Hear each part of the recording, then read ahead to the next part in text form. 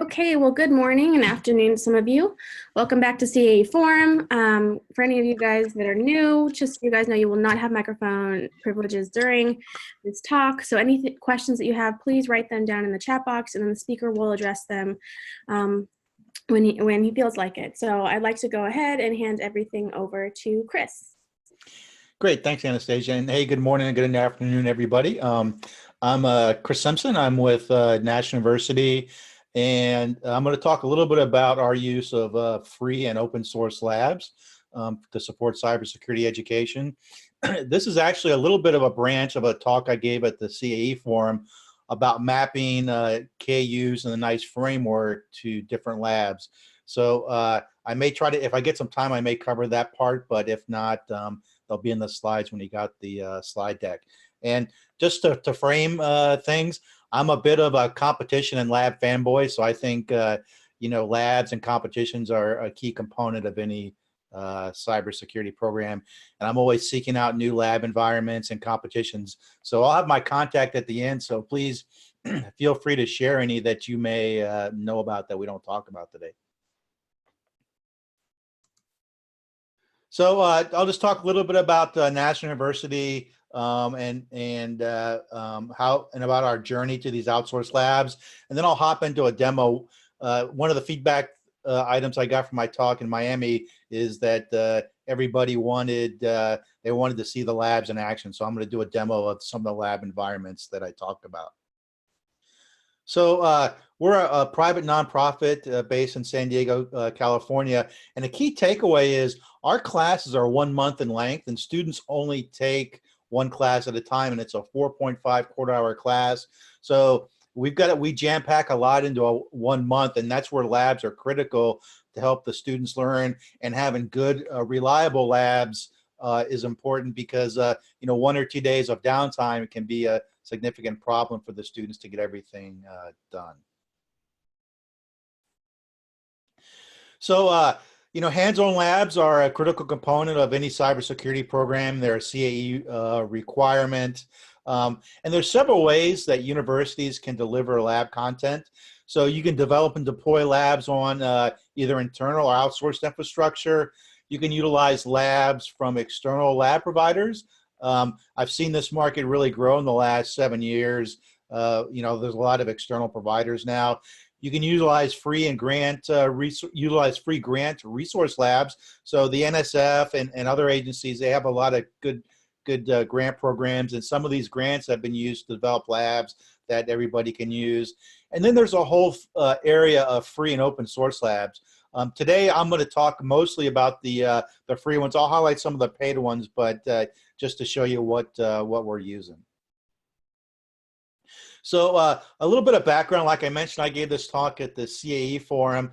So a lot of these labs, they're not mapped to CAE Knowledge Units and the NICE Framework. That's changing a bit, but especially the open source ones, because they're free and those providers just don't have the time. So that makes it a bit challenging to find the right labs for your program, and it takes a lot of work to map the labs to the different requirements. And I imagine a lot of us are doing this, so there's probably some duplicated work. So that's one of the reasons I gave this talk, to see if we could build a community to share what everybody else is mapping. So a little bit about our lab journey. So we started a master's in cybersecurity program in 2011. We started with what we call the virtual lab environment. And it was ran by an outside contractor. It was surplus hardware. It was a VMware environment. It was kind of difficult and expensive to maintain. And then our IT department took over the lab environment, and they built a really strong and solid environment for us, and we call that our information security lab environment. But it turns out it's pretty hard and challenging to run an internal lab. I don't know, I imagine some of you out on the call here run your own labs, and it can be a bit of a challenge. So some of the things that we ran into is, the academic versus technical issues, right? So, you know, the handoff between faculty and the help support. So, and sometimes those problems can be a little gray. It's not cut and dry if it's something's wrong in the lab environment or the student's just having trouble with the lab. Hours of operation. So it can be expensive to run a 24/7 help desk. And I don't know about your schools, but a lot of our students, they tend to work on weekends because many of our students are already working during the day. So they tend to do a lot of weekend work. So if they have a problem on a Saturday and nobody gets back to them until Monday, it's a significant problem for them. And then ticket management, so the handoff between, you know, IT support and faculty. Oh yeah, great comment, Trevor. Yeah, a bit of a challenge. Yeah. And then admin access to systems, you know, that trade-off of who gets admin access, you know, what do faculty need, what do students need, how do you have a free roaming environment, and especially if you're doing cybersecurity stuff where you're doing exploits and things like that. And then, you know, a big unanticipated cost is just developing that lab content, right? So in addition to all the support things you need in place, just general hardware management, all that kind of stuff, you've got to develop the lab content, and that can be can require extensive resources. So, you know, if you put that cost together, it can be rather expensive. So we began a journey of, you know, migrating outside of our own managed environment, and here's some of the tools that we use for, you know, finding environments. Word of mouth. You know, like I mentioned, I'm a bit of a lab and competition fanboy, so I'm always kind of looking for new things out there and talking to people whenever I go to conferences. I'll ask you know, people what they're using. Textbook vendors. So some of the textbook vendors have lab environments, so that's one resource. Vendor booths at conferences. So, you know, attending different security conferences, and then, you know, the Google or your favorite search engine just to see what's out there. And so picking the right labs. So, like I mentioned, most vendors don't map to KUs and KSAs, but that is changing. Some of the labs I'll talk about today are actually do that. You know, some of our selection criteria, the quality of the labs, ease of access. So if there is LMS integration, the cost. I'll focus on the free ones today because there's some great free content that I'll show you today. The security of the labs and things like that. We kind of broke it down into different lab types. So directive versus non-directive labs, right? So the directive labs are those labs where they tell the student, okay, click, you know, the home button, click start, run, do this, do that. And then the non-directive where they're given like a scenario to do and they have to solve a problem. So a good example, the non-directive are like the NICE challenge, which I'll talk a little bit about. And then scenario versus non-scenario. I'm a big fan of scenario-based labs because I think that helps students understand the context of how they'll be working in the profession. But, you know, for new students, that can be a bit challenging. So we try to find a mix of both. So I'm going to provide a list of what we're currently using, and I'm always on the hunt for new lab environments and things like that. Just so you know, this isn't an official endorsement, you know, from National University on any of these lab environments. And I'm going to demo some of you know, the free ones. And so these aren't in any particular order. And I've got in parentheses there the free versus paid. So Circadence, they're a simulation environment. They're a very gamified platform. Immersive Labs, which I'll demo today. That's a free environment, and they're based in the UK. InfoSec Learning, they're another paid one, and they're on the kind of on the directive side, but they've got some new challenges. IT Pro TV, in addition to their videos, they offer labs that go along with some of their videos. Jones and Barlow, one of the textbook publishers.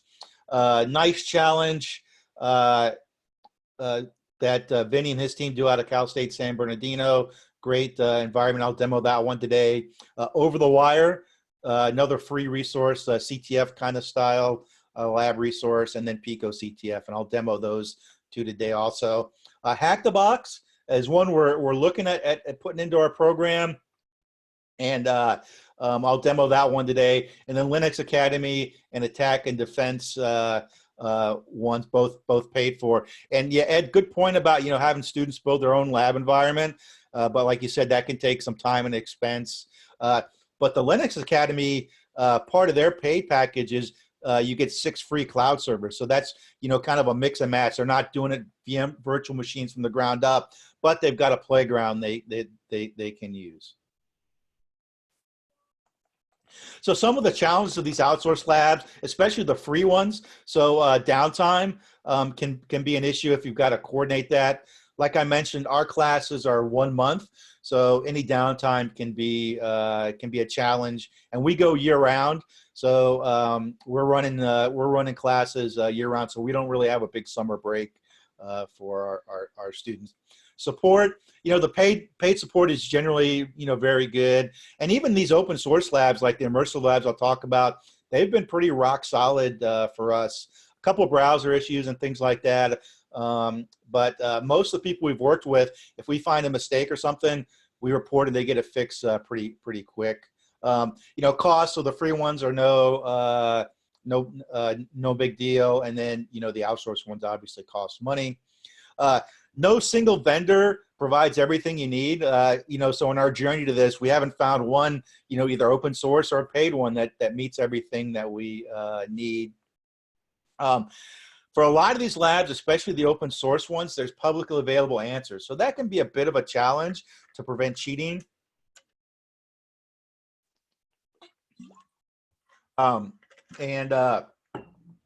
So you've got to, be careful with that. And typically what we'll do to help prevent that is, we'll do screenshots, and maybe that screenshot's got to include something on their desk, something to kind of demonstrate it was them. And then write-ups too, not just the answer, but how they got that answer. So that does help prevent the cheating.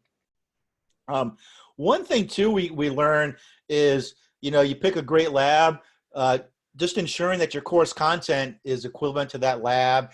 It's good to have the students go learn on their own, but you got to balance that, right, to make sure you adequately prepare them. And then faculty preparation. So, making sure faculty have the time to get into the labs and making good guides and answer sheets. So that's one of the projects we're working on internally, is building answers and troubleshooting guides. So we don't have to reinvent the wheel, because we typically see a lot of the same problems, and then making sure faculty have the answers. Because I'll be honest, some of these labs I can't even solve myself. Some of the harder competitions are pretty hard. So any questions or comments on what I've covered so far? And then, and once I answer questions, I'll hop in and I'll do my demo. Just feel free to type in any questions that you have in chat.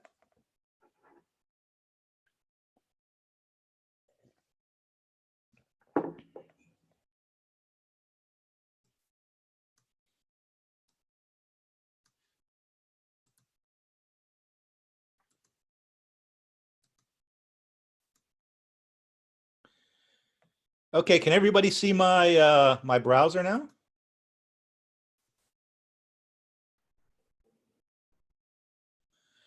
Yeah, great question, CIS. Yeah, NCL. We don't make it mandatory in class, but we encourage our students to use NCL. One of the problems we found is just it's a timing, it's an time and alignment thing. So our classes don't always line up with the NCL, so that can be a bit of a challenge. Yeah, good question, Ed. So for computer requirements for students, so generally all the ones that we use, it's just a updated browser and operating system, so we've never really had any, their computer wasn't powerful enough to access it. Sometimes some labs are better, let's say with Chrome or Firefox. And yeah, the nice thing, all the ones that we use are browser-based or shell-based. So Linux, Mac, or Windows works well for the ones that we've been using. Good question. Okay, so what I'm going to do is as I go through each one of these is I'll show you how we do the assignment as just an example of that lab environment, and then I'll hop over to the lab environment. So this example here is for our Cyb 472 class. It's a network forensics class. It's near the end of a bachelor's program. And this is how we use Immersive Labs. So this is what the assignment looks like. And if you use Blackboard, this is actually an assignment. So they submit a document and they get points for it. And so Immersive Labs, they have some nice instructions. So we have the students do those first. We list the labs. I made videos for how to set up an account and how to access the labs for the students. And we do a PDF document of lab instructions. And what's nice about Immersive Labs is students get badges for the labs. And so we use that as proof of completion. Theoretically, they could share the answers, but I think most of them are going to want to go through and do those labs. And then we'll put our emails there if they have trouble calls for this. So let me hop over. And so Immersive Labs, they're UK based, and they're started, several different companies got together and started these, set up these labs. And I'll go to the snort one. I'll show you how we walk through it. So it's in the tools section. So here they've got different high levels, right? So we'll go to tools. And you can see they've got a wide variety of different tools, ones that you can use. And so if you hop here, I'll just use a snort as an example. And so they list, the little description of the lab, the learning outcomes, and if you click here, I've already completed this, but I should still be able to call it up again. And then if you hit continue lab. And so in the background, there's virtual machines spinning up for the lab.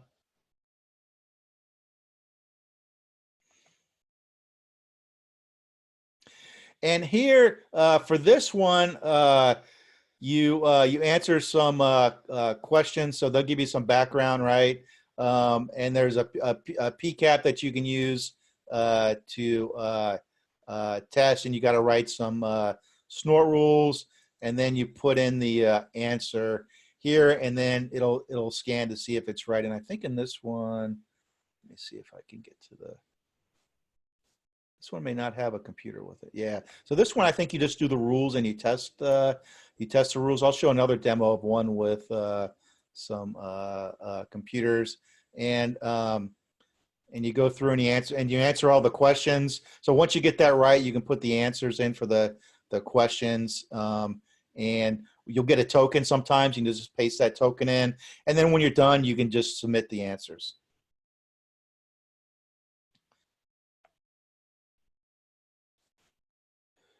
So any questions on that snort one? Let me show you one with virtual machines here real quick in the lab.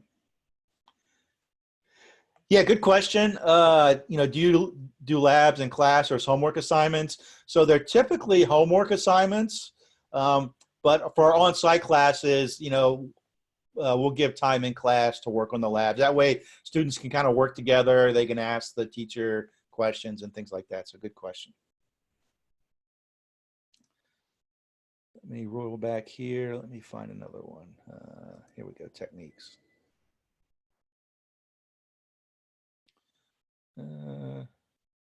Oh, actually, these incident response ones are pretty good too.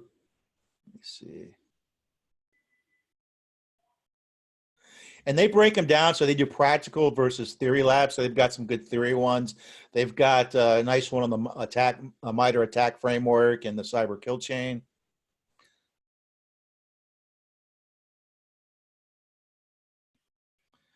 So let me start this one up.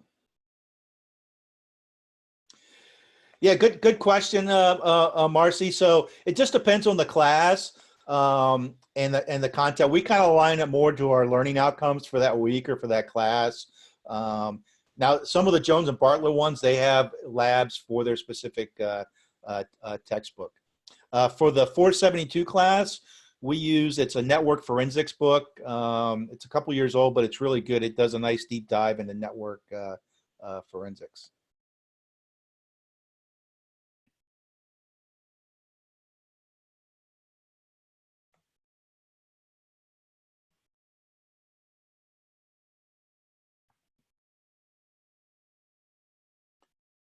Well, that one's spinning up. Let me hop over to,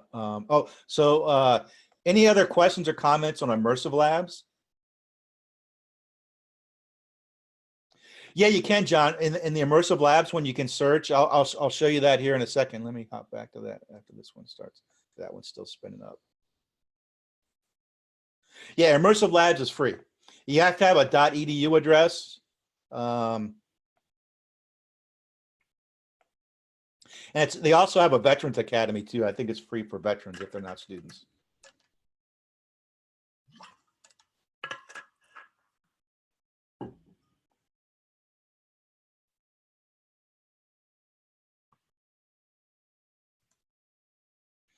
So while those machines are spinning up, so they'll give you a quick thing of what you have to do. So this one, you've got to figure out what looks like what an administrator or what administrative privileges somebody has. They give you some directions, but these are the ones that are less directive. And so you click the server here, and then you have to answer the students will have to answer these questions. And so here they're going to get a Windows virtual machine. They'll go into the virtual machine and they'll have to figure out this information.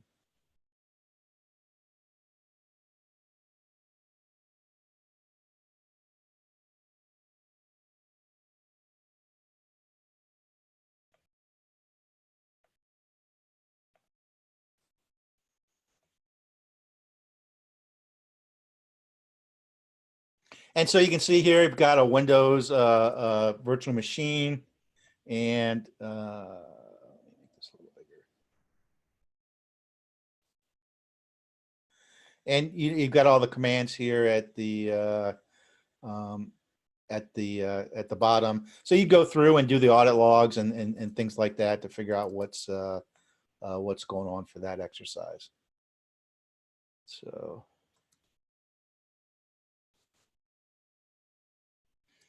And so there was a great question about search. So let me.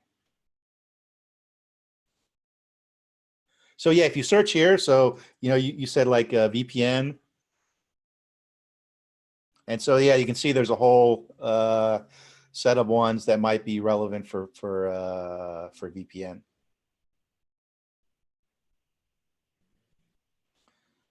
All right, so let me hop over to Over the Wire. So Over the Wire is kind of a neat website. It's a competition kind of website, and basically it's all terminal based, so it's SSH based. So students got to go in and do things in the terminal. And so over this one, so in this class, this is from Cybe 634. This is our red team versus blue team, and I focus a lot on competitions in this class. And so basically for this lab, I had them go to Over the Wire, and they have different levels, and I'll show you here in a second.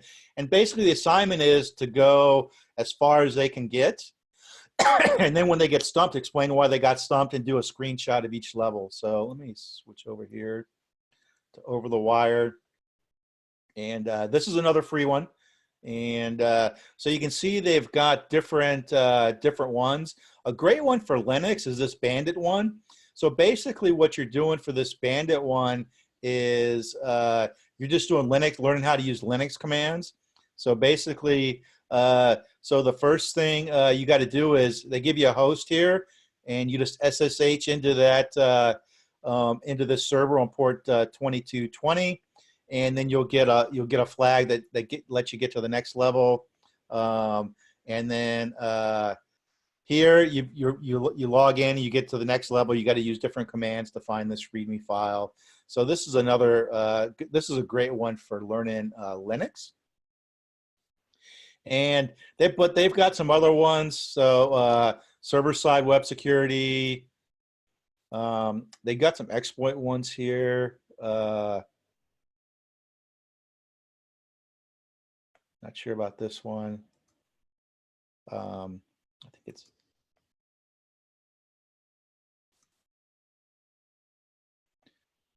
Yeah, this one, let's see. So you've got to read unsigned integers in host byte order, and this is a different port to SSH into. So this is another good set. And these, at the higher levels, they actually get pretty hard. They can be pretty challenging.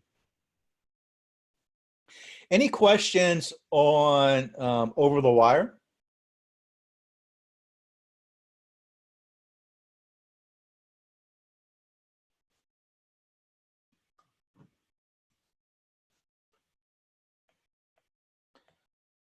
Great. So next I'm going to cover NICE challenge. I got the wrong lab there. Let me switch to it. So so the NICE challenge, it's a NSF project that's run by Cal State's San Bernardino, Dr. Benny Nessler. I think many of you probably know him. And so this is in our Cyber 600 class, and this is at the end of the last lab of the class, and we have them do 2 NICE challenges. So we made a video of how to access the NICE challenge and then the deliverable. And they actually have a submission system now with the NICE challenge. We haven't moved over to that yet, but that's something you may want to consider if you use a NICE challenge. And I had a reservation for today. So the way the NICE challenges work is you're given a scenario, and these are the non-directed labs, but you're given a nice scenario environment. They've got 2 different workspaces, protect and defend, and operate and maintain. And for these, you've got to, as a faculty, you set up an account, and then you make reservations, and you can make reservations for 2 days at a time. So I'm just going to hop into this protect and defend workspace, and so it's really nice. They give you a difficulty rating here, the general time to take, the operating system, and you can see here view. And these are one of the few that are mapped to the NICE framework and KUs. So these are nice, but they give you the scenario of what you've got to do. If there's if they have like a known issue with a map, it's real nice. They give you workarounds and stuff. Here's what the network looks like. So you got a nice network diagram for the scenario, and here's their NICE framework and KU mapping. So this makes it real easy if you're applying for CAE. You can do some mapping pretty quick with this. Their help desk is awesome. They're very responsive. They do 2 videos. Meetings a month to talk about the system, and one of them you can actually go really in depth with the developers to learn about scenarios. And then and this is what the student view would look like. This is a student view, and so you pick the lab you want, and they have a new feature I noticed yesterday when I was signing up. You can just pick. It used to be you had access to everyone, but if you just want to limit access to just one, you can do that. And then as the lab's deploying, you've got this nice little kind of chat history, and this sets the scenario up for you. Any questions or comments on the lab? Yeah, so good question about sequence of labs in your class. Yeah, I can, let me see. I got a mind map of how we do the labs. And I might be able to share that out. I have to take a look at it. And for some of these, we're a little bit free form. So like the over the wire, we let the students pick. Some were a little more directive. And we've only been using Immersive Labs for a couple months now, so I plan to use more. And the Immersive Labs have some really good pen testing types of labs too. Great question. Any other questions on NICE challenge?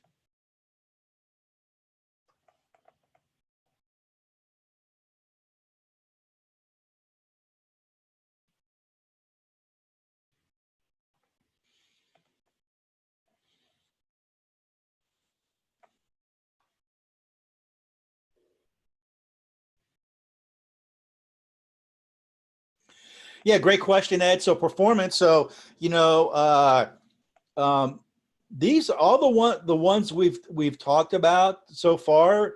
They're really good. So you know, it's always going to take 5 minutes for VMs to spin up. So you know that's always a little bit of a delay. But the immersive labs, very few problems with those. It's typically maybe a browser problem if that's the problem where the students don't understand the question. The NICE challenge, once again, these deploy real quick. They're quick to identify any problem areas, and they're very responsive if you submit a help desk ticket. Over the wire, it's just SSH, so those work. Those work really well. Yeah, so good question, Ed. So for the NICE challenge, you do have to schedule these. So it's a 48-hour block, and so that is elimination with the NICE challenge. But all the other labs that I've talked about, use them as many times as you want. So you saw in Immersive Labs, I went through and I'd actually done that one before. So yeah. And for the NICE challenge, they can reset their deployment, so they could do this one as many times as they want in that 48-hour window too. And if anybody from the NICE challenge team is on the call, feel free to chat any other comments in too. I didn't look at the participant list.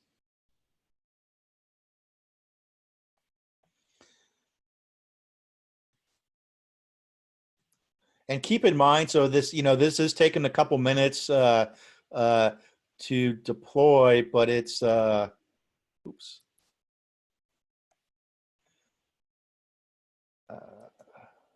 Darn it.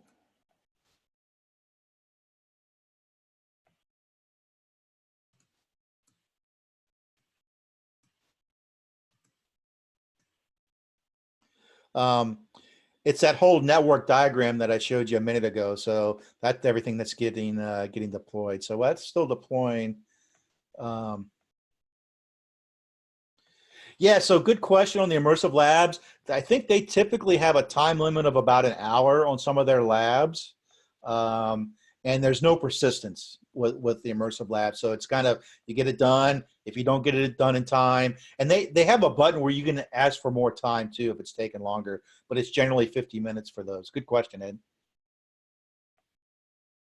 And while that's deploying, let me just go back to Immersive Labs here real quick. So here's the other nice thing about Immersive Labs. They've got a leaderboard, so you can see what place people are in, and they actually have an education sector. And if your students register for your school, you can see where the schools rank too. So you can see here we're 25th. Let's see who number 1 is in Immersive Labs. University of South Wales is number 1. So that's kind of neat. And Dakota State, they're number 5. That's nice. So you can see you probably infer which schools might be using this more in their program too. And then, like I said, you get the badging. Obviously I've gone through a lot of these to make guides and stuff for the labs, and you can see the different badges and stuff you complete, and they've got awards. And so here, like, this is what we'll do is we'll typically have them take a screenshot of the badge. And you could include the date there, so you know if it was done in time or too.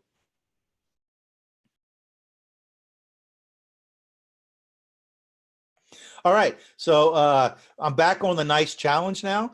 So you can see it's deployed. So I've got some nice scenario stuff. So if I hit begin challenge, and so these are all of the different computers I have access to.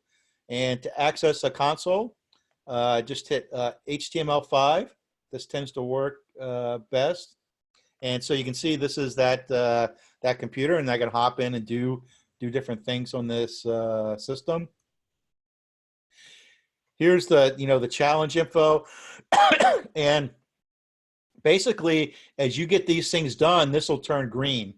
when you get them done.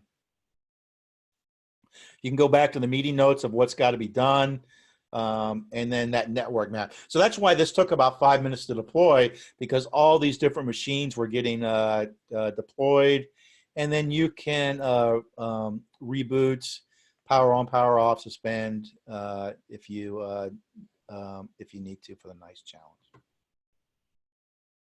And you can students submit stuff. I haven't really used this that much, so I can't really explain it. But if you want to learn more about that, I'd recommend going to one of their webinars or just email them. And they have got good instructions on the website. So the next one I'm going to talk about is Picot Ctf. So Picot Ctf is a Carnegie Mellon project, and they do. It's a high school competition, but it's got some really good stuff, and they've got archives from previous years. So I use this in our Cyber 634 class. Yeah, Darren, I'll send the slides to Anastasia, and they'll be posted on the CAE website. These are the directions. This is basically the job sheet I made up for it. So they go through. And what I do in this one is 634, like I mentioned, that's a red team versus blue team class. The students get as many points as they can in this, and then they have to write their own question, and we kind of run our own mini CTF at the end of class. And so this is what the current Picot Ctf, the 2018 one, looks like. And so you answer these questions. They'll give you some hints. So you can see, like here, just one to convert hex to ASCII 2. And this is great for lower level courses, although some of the questions are really challenging. So this is the 2017 one.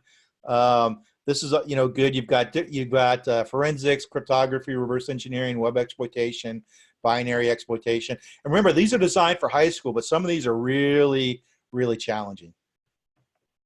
So I'm kind of bumping up on the edge of time here. So I'm just going to cover any questions on Picot Ctf.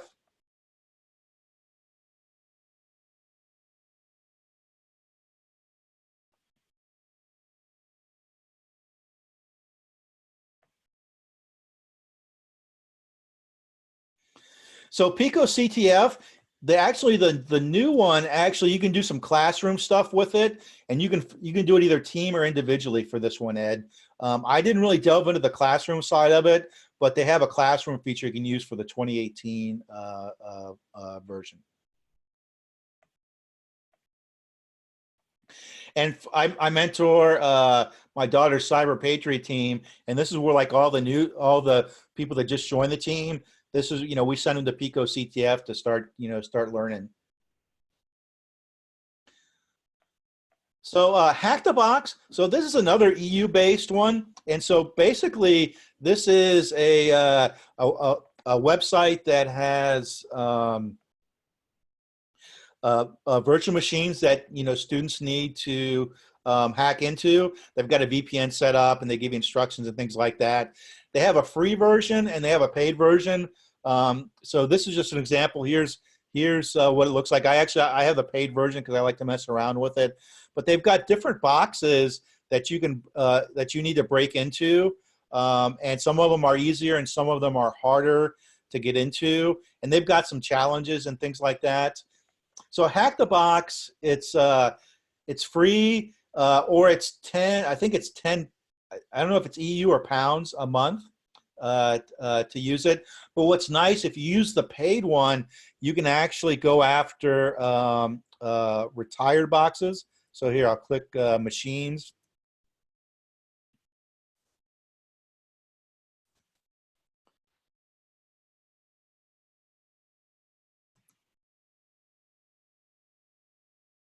So you can see these are the different machines, and people, oops, I'm sorry, I clicked the wrong button. It was taking a minute there. So let me go back to machines.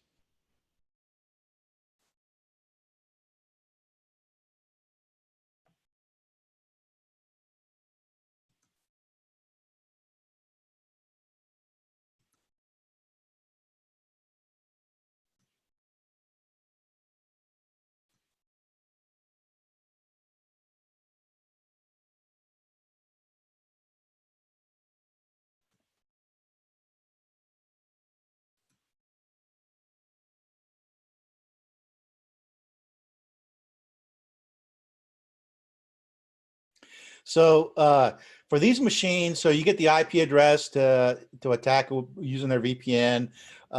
You get difficulty, and these are user-rated difficulties. What's nice about so they have active and retired machines. The nice thing about the retired machines is people can share out how they solve those, so you can make that a good lesson on how to access those. And the active one, they'll kick you off the system if they catch you sharing answers for the active one. So it's a pretty good environment. And what's nice is, so how many people have heard of Twitch TV? It's like a gaming videos YouTube type of thing. So basically, people broadcast themselves playing games. But what's nice is a couple folks, they do walkthroughs on these retired machines. So it's a great way, you know, if you're kind of in the crawl part of teaching people how to learn, they can watch these videos and they can go through on that retired machine and do the same steps that that person used to compromise it, and then maybe move on to the active machines. And they have a university, if you saw my thing, universities can sign up if you just email them, they'll give you the information on that for university signups. So I'm right at the edge of the time, and I'm happy to stay around longer, but I'll take any questions. That way, if anybody has to leave, you know, I can talk some more about the KU parts if anybody's interested. And let me call up my slide with my contact info. And I'll paste it into chat. So are there any questions or comments?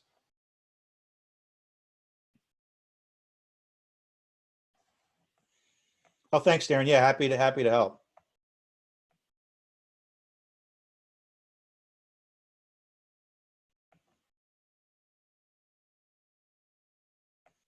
No, yeah, good question about the Twitch to machine. So you'd have to have like 2 browser windows open and just kind of follow, maybe pause as you go along. Yeah.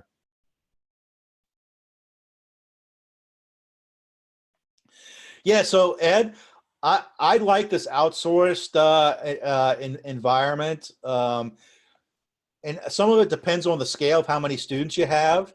So you know, we've got about, I don't know, 300 to 500 students. I'm not sure the exact number. So there's a tipping scale point probably with that, managing your own environment.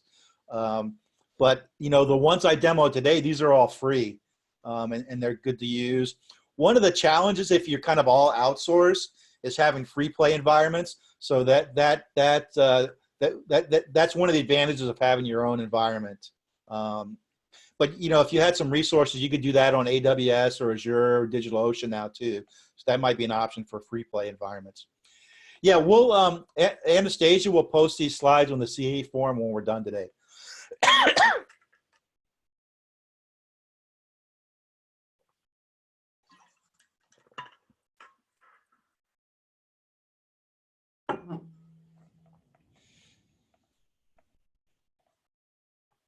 Oh, and before I forget, I got to give a shout out to Clark.Center. So if you've never heard of them, it's a great website.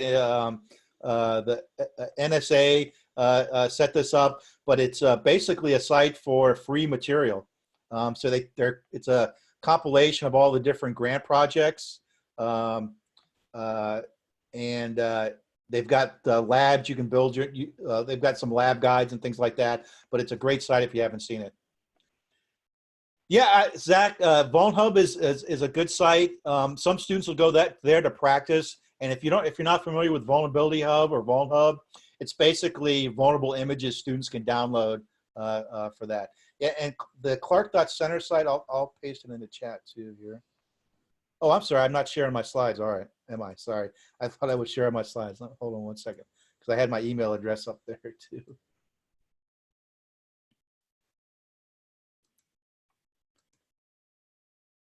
There we go. Sorry about that.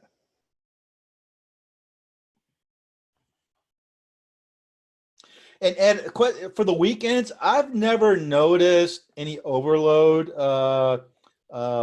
problems on on these sites. That doesn't mean it doesn't happen, but you know, they all seem to work fairly well.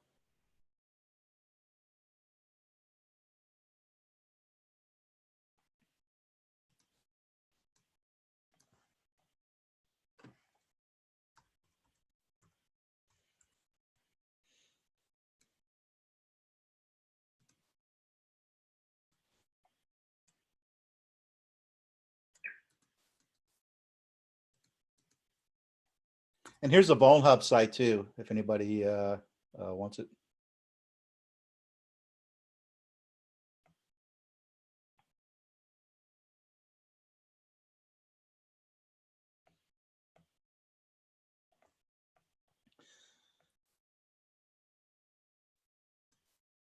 So Anastasia, if the room's still available and anybody wants to stick around, I'm happy to talk about how we're doing the KSA and KU mapping.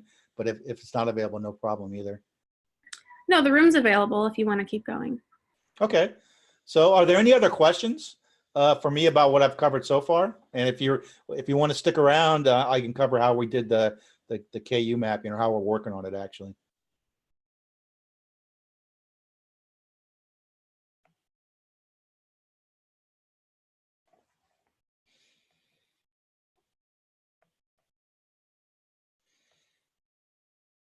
Okay.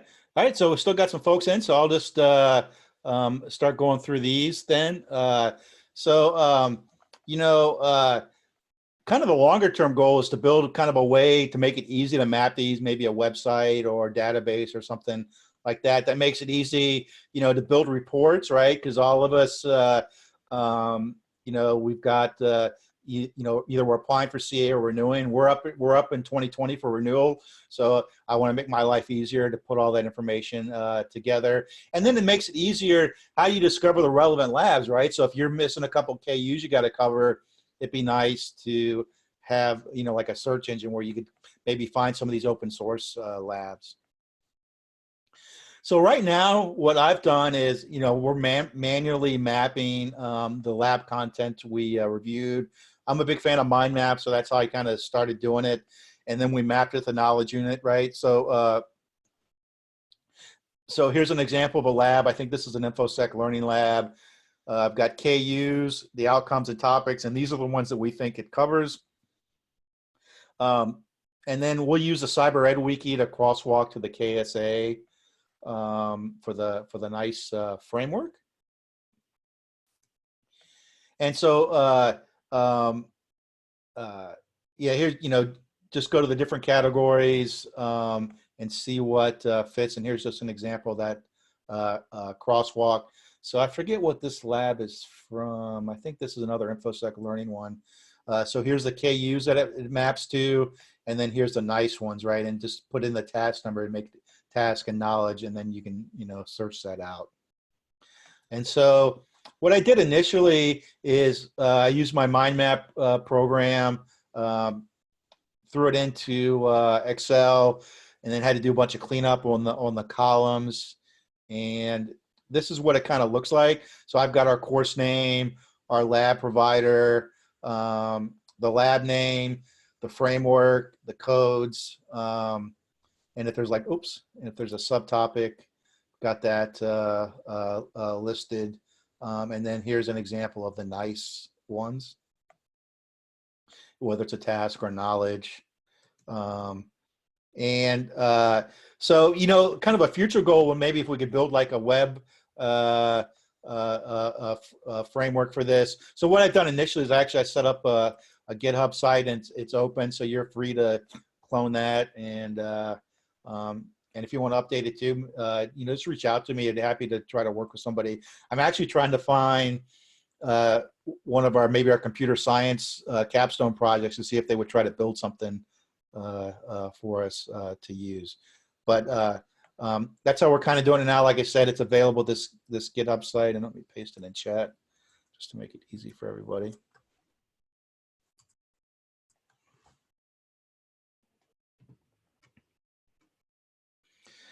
And that's kind of the only points I had on the KU mapping. And if anybody's doing something similar or has other information, I'd love to collaborate with you. build that, because that is one of the challenges of these open source labs is doing it. A lot of the vendors, the ones we're using, they're starting to map more to it, so that's a little easier. But for some of these open source ones, it's a little more challenging.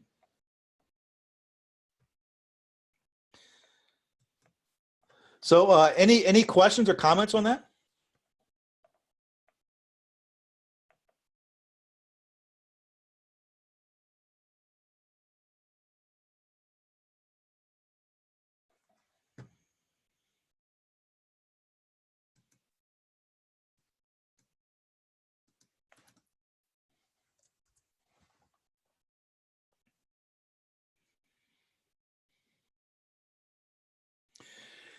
Yeah, Ed, so we've talked to Test Out before. They look like a pretty good one. We never got the approvals to use them, but it looked like they had a pretty good system because they kind of do the walkthroughs.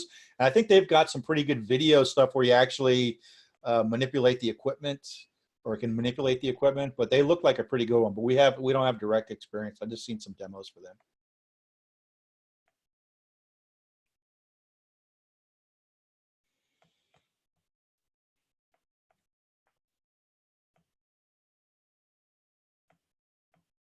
Oh, great. Yeah, thanks, Mary.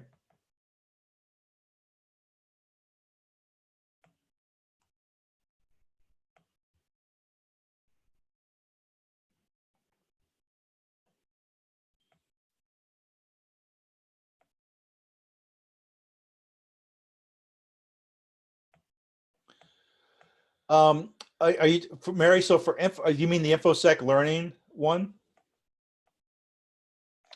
Yeah, I can show you how we use it in our class. And if you want to do you know Jim Kowach? He's the CEO of the company.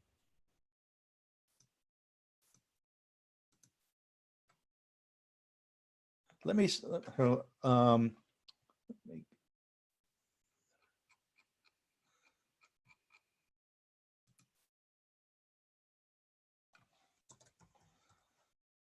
I'll paste in his contact info too, and I'll show you how we use InfoSec. Oops, wrong class. Give me a second here.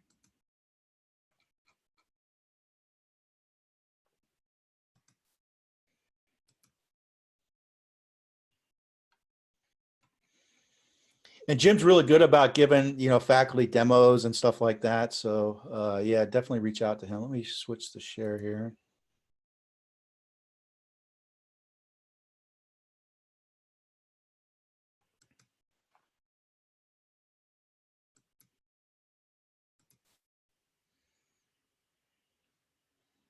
All right, does everybody see my my browser window?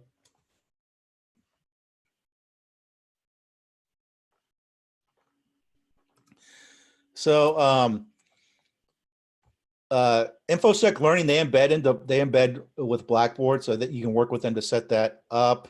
And so we'll have an assignment. So this one, they have to do these 2 labs. And then there's a link here to check for it. Hold on one sec. I got to make sure when I don't show student info, because I've got like the master console. So I don't want to share any student information inadvertently. Yeah. So hold on one sec. All right.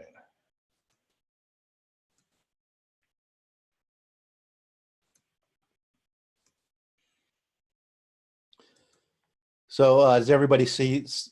Does everybody see my screen now? The browser window. Yeah, so this looks a little different than the student one since I've got access to all the labs that we use. But here's what's nice. So the students will see what they get for that particular class. And so, they click on this link. And so basically they give you the instructions here on the left. And they give you common problems and things like that, which is really good. And they just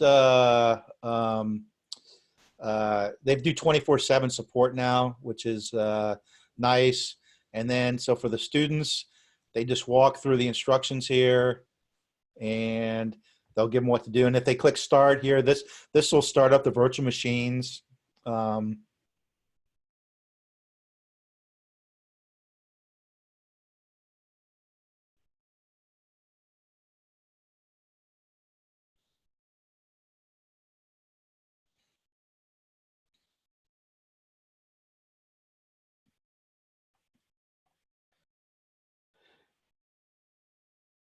Yeah, these are a good good lab set. You know, like say, please don't consider that an official endorsement from NU, but yeah, these are a good lab set. We've been using them for a year now, over a year, and so you can see they spin up, and then students just click on the virtual machine they want to access, and then that'll call it up. You don't see it opens in a new window, so you don't see that here, but it just opens it up in a new window. And let me see if it opens a new tab. Actually, yeah, you got to open it in a new window. But they give you the directions, and then they have challenges for a lot of these that the students have to do. So that's where you kind of, and it's randomized. So they, you know, they've got to answer the question for that, and they've got a pretty large set of labs. I can't show it to you because I got student information, but they've got a nice instructor dashboard, and you can get metrics and things like that. How often students access them and things like that. And let me paste in Jim's contact info, and he would be the best one to. Oh, let's see.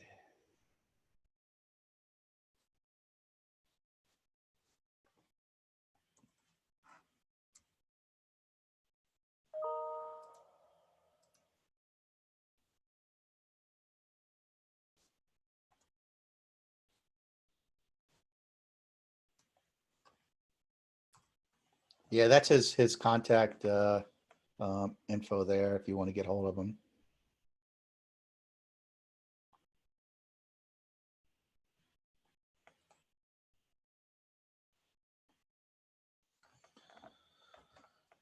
Great. Any other questions for me?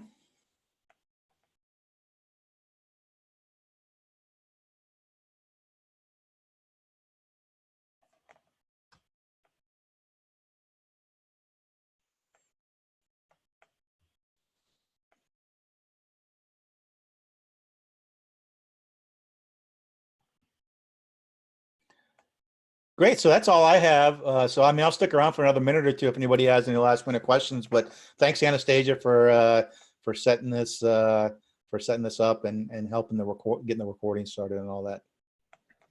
No problem. It's probably going to be posted later today on the website for anybody that's interested. So make sure that you send me your slides, Chris. Great. Yeah, sure. Well, InfoSec is a paid for lab environment.